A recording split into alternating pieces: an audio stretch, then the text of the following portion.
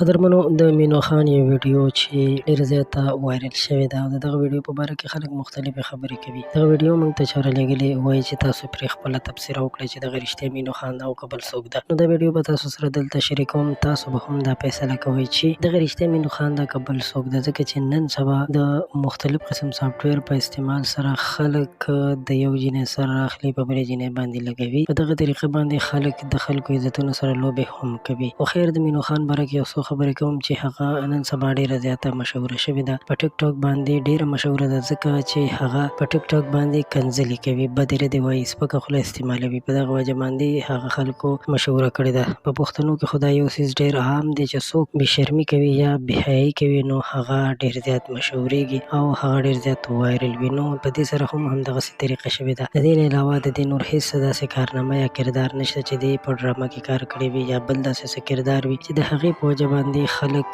د دې فین وي. خو دا چې فالو کوي د همدې دپاره. اوس چې د دې په باره کې د کومې ویډیو ذکر کېږي، کومه ویډیو خلک ډېره زیاته وایرل کوي او شریکوي او په دې کې دعوه هم کوي چې دا مینو خان ده. مینو خان په باره کې به زه تاسو ته دا ووایم چې کله موږ د همدغه ویډیو چا راولېږله او موږ ښه په غور وکتله نو داسې معلومېږي چې دغه د مینو خان څوک هم شکل به وي خو پخپله مینو خان نه ده. نو د دې دپاره ما غوښتل چې تاسو سره دا خبر هم شریک کړم چې هېڅ چا پسې کله هم د چا پرده اوچتول نه پکار. که اول هغه کار انسان کړی وي نو هم په هغه پرده ساتل پکار وي. که نه وي کړی بیا خو بالکل د هغه باره کې خبره کول نه وي پکار. خو دوی ته هم پکار دی چې خپله بېحیایي کنټرول کړي، بېحیایي نه کوي، بې شرمي نه کوي، ځکه چې د دې عملونو د وجې پښتانه ځوانان ډېر زیات بې لارې شول او غلطو کارونو ته یې لاسونه واچول، ځکه چې د دوی دغه غلطې ویډیوګانې ګوري.